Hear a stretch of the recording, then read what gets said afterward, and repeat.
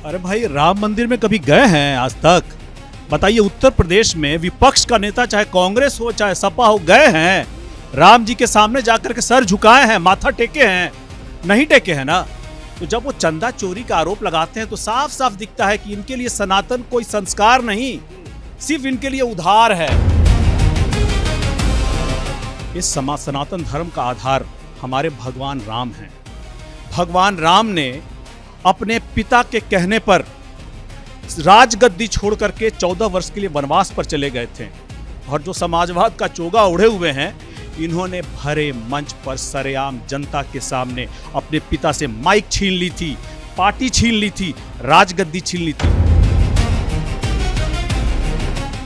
बड़ा तबका है दलित का उत्तर प्रदेश में। कौन से उनके अधिकार के लिए अखिलेश जी खड़ा हुए हैं? कौन से उनके अधिकार के लिए लड़ने के लिए राहुल गांधी जी खड़ा हुए? सिर्फ पीडीएफ बोलने से नहीं होगा, उनके साथ खड़े हो रहने से होगा। समाजवादी पार्टी कह रही है कि ब्राह्मण इस बार नाराज हैं और ब्राह्मण अब हमारे साथ आएंगे, तो क्या इसके बाद आप लोग साधने का सोच लिए हैं क्या कि पंडित पासवान कर दें?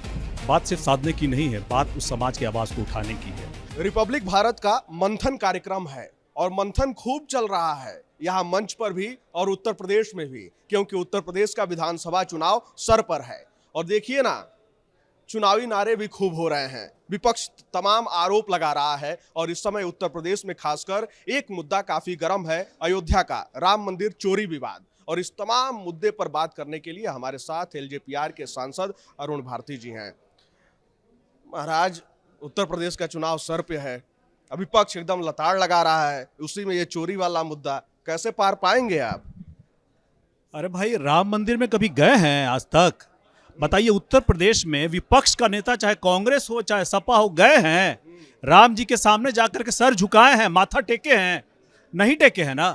तो जब वो चंदा चोरी का आरोप लगाते हैं तो साफ साफ दिखता है कि इनके लिए सनातन कोई संस्कार नहीं, सिर्फ इनके लिए उधार है।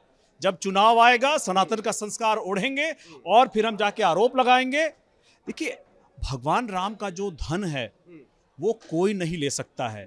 हम लोग लेकिन ये जरूर मानते हैं कि ये कदाचार हुआ है और इसको संज्ञान में लेकर के तुरंत ही एसआईटी गठित की गई। एसआईटी जांच कर रही है और जो भी कुछ जिम्मेदार लोग थे उन्होंने अब इस्तीफा भी दिया है। बताइए, भगवान राम को लेकर के जिस तरह से लोग आरोप लगा रहे हैं, एक तो एसआईटी के माध्यम से जो योगी जी ने बनाया है, लोग बचेगा, मतलब यहाँ जो है दोषी तो नहीं बचेगा, यहाँ भी जवाब देगा, जेल में जाके, ऊपर जाकर राम जी को भी जवाब देगा। तो क्या बात कर रहे हैं? अरे वो उधार के, ये सनातन को उधार पे हमेशा चुनाव में लेते हैं ये लोग, सपा और कांग्रेस, और बाद में देखिएगा ये लोग गायब हो जाएंगे। गायब हो जाएंगे, एकदम गायब हो जाएंगे। जैसे दलितों का वोट लिए लोकसभा चुनाव 2024 में ये बोल करके कि आरक्षण खतरे में है, संविधान खतरे में है। 2 साल हो गया चुनाव को, कितना आरक्षण खतरे में है, कितना संविधान खतरे में है। लेकिन जिन दलितों से इन्होंने वोट लिया था, आज उनके ही नेता जाकर के, उनके ही गुंडे जाकर के उत्तर प्रदेश में दलितों पर अत्याचार करते हैं। अखिलेश जी कितने बार गए उनकी घटना में? इनका कौन सा नेता गया जाकर के, गया उस दलितों के साथ जाके खड़ा हुआ? कोई नहीं गया। ये लोग वोट लिए, गायब हो गए। इसलिए सनातन के का ये अभी चोगा ओढ़ के घूम रहे हैं, उसके बाद देखिए गायब हो जाएंगे। मैं ये कहता हूं कि अखिलेश जी बिल्कुल जमीनी नेता है, दलितों का जमीन हड़पने का काम पूरा करते हैं। और कांग्रेस पिछलग्गू है, पिछलग्गू है, इसीलिए लड़कों की जोड़ी है। अरे पिछलग्गू इसलिए है कि देख रही है कि अत्याचार हो रहा है दलितों पर। अच्छा, सपा कर रहा है तो चुपचाप पीछे खड़े हैं। अरे उत्तर प्रदेश के चुनाव में वोट चाहिए ना। राहुल जी का ना अपना राहुल जी का जनाधार है, ना प्रियंका जी का है। बस इनको किसी न किसी तरह अखिलेश के वोट बैंक पे चल करके अपना कुछ विधायक बना करके सत्ता में बने रहना है। आप बड़ी पार्टी थे, आप दलितों के अधिकारों पर बात करते थे, अब आप सिर्फ सपा के गुंडों के अधिकारों की बात करते हैं। अभी आपने इतनी बार सनातन का जिक्र किया, बड़ा एक अलग नारा दे रहे हैं लोग, कह रहे हैं लोग समाजवादी सनातन है। क्या कहूँ, देखिए, इस सनातन धर्म का आधार हमारे भगवान राम हैं। भगवान राम ने अपने पिता के कहने पर राजगद्दी छोड़ करके 14 वर्ष के लिए वनवास पर चले गए थे, और जो समाजवाद का चोगा ओढ़े हुए हैं, इन्होंने भरे मंच पर सरेआम जनता के सामने अपने पिता से माइक छीन ली थी, पार्टी छीन ली थी, राजगद्दी छीन ली थी। ये कैसा समाजवाद है? ये इनका कैसा सनातन है? जहां एक भगवान राम है, सनातन के सबसे बड़े भगवान, जो अपने पिता के कहने पर राजगद्दी छोड़ देते हैं, और ये कैसा समाजवाद है अखिलेश जी का कि पिता से राजगद्दी छीन लेते हैं?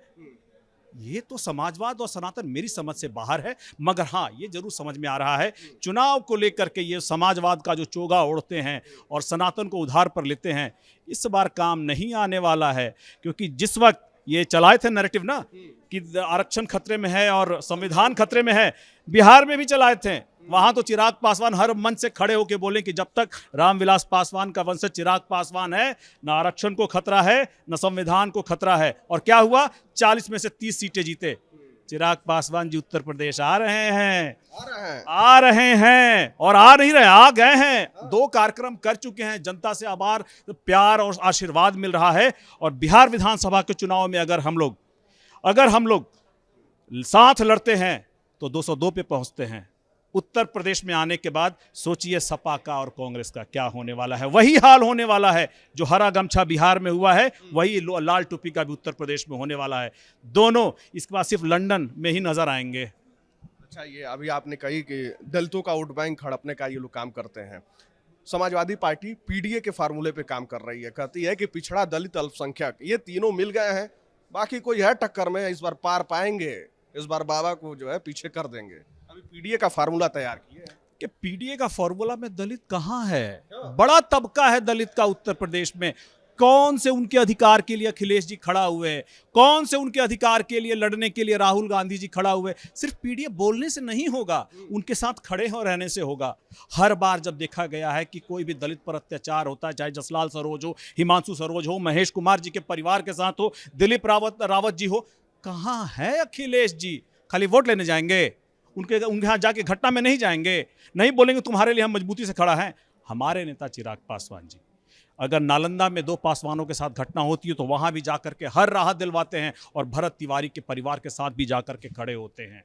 हम समाज में हर किसी की बात कर रहे हैं, हम A to Z की बात कर रहे हैं। एक तबका है जिसको कहा जाता है कि तुम इतने सबल हो कि तुम्हें कोई संरक्षण की जरूरत नहीं है। क्या हर समाज, उस समाज में हर व्यक्ति को उस न्याय की जो जरूरत है उसको मिल रहा है? आप उसी तरह से एक वो जो होता है बोलता है अरे तुम तो अनुसूचित जाति हो, जनजाति हो, तुम इतने नीचे तबके पे हो कि तुम्हें हमें देखने की जरूरत भी नहीं है, तुम्हारे साथ भी जो हो रहा है वो ठीक हो रहा है। ऐसे में चिराग पासवान जी उसके साथ भी खड़े हैं, उस बड़े तबके के साथ भी खड़े हैं, उस छोटे तबके के साथ भी खड़े हैं। और तभी हम लोगों ने नारा दिया है, गूंजे धरती आसमान पंडित पासी पासवान। और इन्हीं दोनों धुरी के बीच में समाज का वो हर तबका है जिसकी बात चिराग पासवान जी करते हैं, हर मंच से करते हैं। और इसीलिए लोग चिराग पासवान जी पे विश्वास करते हैं, क्योंकि जब जनता को जरूरत होती है तो चिराग पासवान जी मंच में मौजूद होते हैं या फिर उनके साथ धरातल पर मौजूद होते हैं। लंदन नहीं भाग जाते हैं, लंदन नहीं भाग जाते हैं। लंदन खूब जिक्र चल रहा है भाई। बिहार में चुनाव चल रहा है, बांकीपुर में कहां है तेजस्वी जी? लंदन में। यहां पर उत्तर प्रदेश में जरूरत थी अभी अखिलेश जी की, लगातार वहां पे बड़े बड़े नेता जा रहे हैं, अखिलेश जी पर लंदन में। भाई इतना बड़ा इतने कार्यक्रम हो रहे हैं, सारे बड़े नेता आ रहे हैं, तो इनके नेता क्या अब उत्तर प्रदेश छोड़ करके लंदन से चुनाव लड़ेंगे? अरे जितने भी बड़े नेता हैं वो सिंगापुर नहीं, सीतापुर जाएंगे उत्तर प्रदेश में, वो लखनऊ जाएंगे, वो लंदन नहीं जाएंगे। अच्छा, अभी आपने पंडित पासी पासवान का जिक्र किया, इस नारे का समाजवादी पार्टी कह रही है कि ब्राह्मण इस बार नाराज हैं और ब्राह्मण अब हमारे साथ आएंगे, तो क्या इसके बाद आप लोग साधने का सोच लिए हैं क्या कि पंडित पासी पासवान कर दें? बात सिर्फ साधने की नहीं है, बात उस समाज की आवाज़ को उठाने की है। आप याद कीजिए कि सनातन पांडे जी ने अपने कार्यालय में ब्राह्मण समाज को लेकर के एक बड़ी बैठक की थी। उस बैठक में अखिलेश जी को पहुंचना था मगर वो नहीं पहुंचे। क्या एक समाज के उस तबके के लिए जो प्रबुद्ध है, जो विद्वान है, उसको लेकर के अगर आपका ये रवैया है, जहां उस बैठक में नहीं पहुंच करके आप उनको मतलब उनका असम्मान करते हैं, ऐसे लोग कैसे उन पर विश्वास करेंगे? आप बताइए कि जब ऐसी कोई बात आती है, जब उस समाज के लिए खड़े होकर के आवाज़ उठाने की बारी आती है, तब वो नहीं उठाते हैं। और उठाएंगे भी कैसे? अरे बड़ा सिंपल है कि ब्राह्मण समाज, प्रबुद्ध समाज, उसको समझना चाहिए कि जो अपने पिता के नहीं हुए वो आपके क्या होंगे, जो ना हुआ फादर का वो क्या होगा बिरादर का। अच्छा, अभी भरत तिवारी एनकाउंटर का आप जिक्र किए, आप ही के जो है गठबंधन में 2 धड़ा देखने को मिल रहा है। जहां चिराग पासवान जी परिवार से मिलने जाते हैं, वहां जीतन राम मांझी जी सवाल भी उठाते हैं। इसको किस रूप में देखते हैं? देखिए, जीतन राम मांझी जी बड़े नेता हैं। मुझे लगता है कि उनका जो अनुभव है, उनके अनुभव का लाभ उनकी पार्टी को अवश्य हो। हम अपने नेता के पीछे मजबूती से खड़े हैं। हम समाज के A to Z की बात कर रहे हैं। बाकी जीतन राम मांझी जी की राजनीति मुझे समझ में नहीं आती है। राजनेता के तौर पर आपको हर समाज की बात करनी है। कोई भी घटना सही या गलत एक राजनेता तय नहीं करेगा, वो तय करेगा सरकार, वो तय करेगा प्रशासन, सही जांच करने के बाद। मगर एक राजनेता के तौर पर उस परिवार को ये विश्वास दिलाना कि तुम्हारे साथ न्याय होगा, तुम्हारे साथ जो हम खड़े हैं, तुम्हारे साथ अन्याय नहीं होगा, ये राजनेता का काम है। ये काम दिलाना ये चिराग पासवान जी ने किया है। बाकी जांच में जो आएगा, जो भी फैसला न्यायालय करेगा वो सभी को स्वीकार होना चाहिए। लेकिन उससे पहले फैसला देने वाले हम कौन होते हैं? हम सिर्फ और सिर्फ उस विवेचना में, उस जांच में सहयोग कर सकते हैं और परिवार को के साथ संवेदना रख सकते हैं, उसके साथ सहानुभूति रख सकते हैं। अभी भी न्याय की गुहार परिवार लगा रहा है, जंतर मंतर पर भी बैठे हुए हैं लोग, धरना दे रहे हैं न्याय के लिए। तो क्या अभी बीते दिनों कोई संपर्क हुआ है या फिर उस कार्रवाई में क्या आगे प्रगति हुई है? देखिए, जांच चल रही है, थोड़ा संयम रखा जाए। जांच में समय लगता है, अलग अलग पक्ष होते हैं, सभी की बात सुननी होती है। एक बार सभी की बातों को जो जांच एजेंसी है वो जब कर लेगी, संज्ञान में लाने के बाद वो सही रिपोर्ट बना करके सरकार के समक्ष पर पेश करेगी और इसके बाद इस पर जो दूध का दूध है, वो पानी का पानी होना है वो हो जाएगा। चलिए, बीते दिनों से जो भी ज्वलंत मुद्दे देश में थे, चाहे वो उत्तर प्रदेश का विधानसभा चुनाव हो, अयोध्या का राम मंदिर चोरी विवाद हो या फिर बिहार में भरत तिवारी एनकाउंटर मामला हो, इन तमाम मुद्दों पर आपने बेबाकी से बात रखा। लेकिन एक छूट गया, बांकीपुर चुनाव। बांकीपुर चुनाव में देखिए, भाजपा और एनडीए जबरदस्त जीत हासिल करने जा रही है। प्रशांत किशोर कह रहे हैं कि इस बार हम धक्का दे देंगे। एकदम, देखिए, हम चाहते हैं कि इसमें युवा राजनीति में सक्रिय हों, लेकिन जिस तरह की राजनीति की ज़रूरत है आज के वो बिहार को आगे ले जाने के लिए, जो सम्राट चौधरी जी के नेतृत्व में जो सरकार चल रही है, जो हमारे चिराग पासवान जी के नेतृत्व में बिहार फर्स्ट, बिहारी फर्स्ट की सरकार चल रही है, मजबूत सरकार चल रही है। और यही समय है जब जनता को फिर से अपना आशीर्वाद दे करके यह बताना है कि हमें एनडीए के पॉलिसीज़ में, नीतियों में पूरा विश्वास है और हम इस चुनाव को जीत करके दोबारा ये जनता का विश्वास हमारी सरकार के ऊपर ये कायम होता हुआ आप देखेंगे। चलिए, देखने वाली बात होगी कि आखिर बांकीपुर में क्या कुछ होता है। खैर, आपको क्या लगता है कि ये जो तमाम मुद्दे हैं वो आगामी चुनाव में कितने कारगर साबित होते हुए नजर आएंगे?